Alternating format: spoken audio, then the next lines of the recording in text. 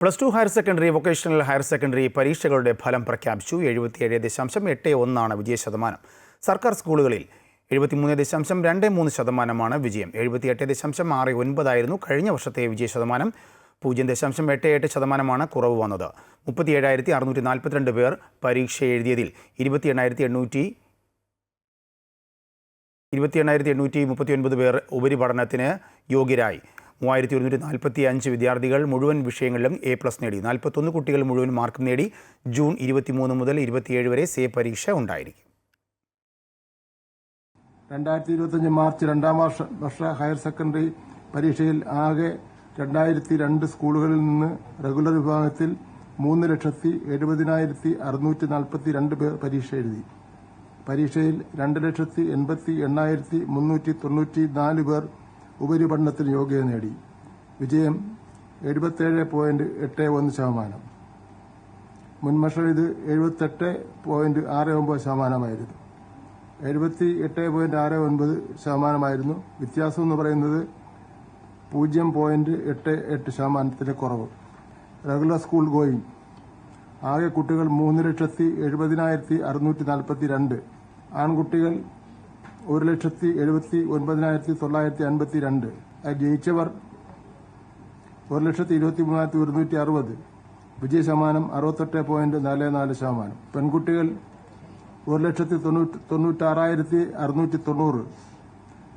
ജയിച്ചവർ 1,65,234. വിജയശതമാനം 86.65%. എല്ലാ വിഭാഗങ്ങളിലുമായി പരീക്ഷ എഴുതിയവർ ആകെ കുട്ടികൾ 4,34,547. ആൺകുട്ടികൾ 2,20,224.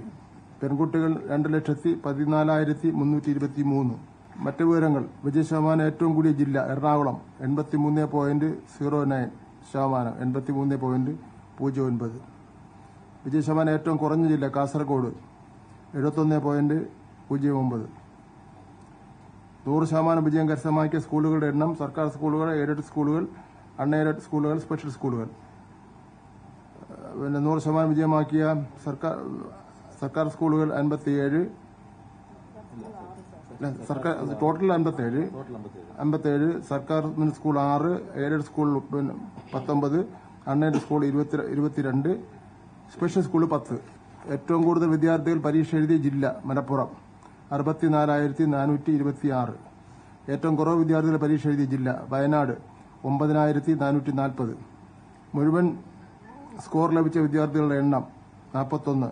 ആൺകുട്ടികൾ 7, പെൺകുട്ടികൾ 34. 1,200-ൽ 1,200. 3,70,642 പേർ പരീക്ഷ എഴുതിയതിൽ 2,88,394 പേർ ഉപരിപഠനത്തിന് യോഗ്യരായി. 30,145 വിദ്യാർത്ഥികൾ മുഴുവൻ വിഷയങ്ങളിലും A+ നേടിയിട്ടുണ്ട്. 41 കുട്ടികൾ മുഴുവൻ മാർക്ക് നേടിയിട്ടുണ്ട്. കൂടുതൽ വിവരങ്ങളുമായി തിരുവനന്തപുരത്തും രജിത് കുമാർ ചേരുന്നുണ്ട്. രജിത്ത്, വിജയശതമാനത്തിൽ കാര്യമായ മാറ്റങ്ങൾ ഉണ്ടായി എന്ന് തന്നെയാണോ മനസ്സിലാക്കേണ്ടത്?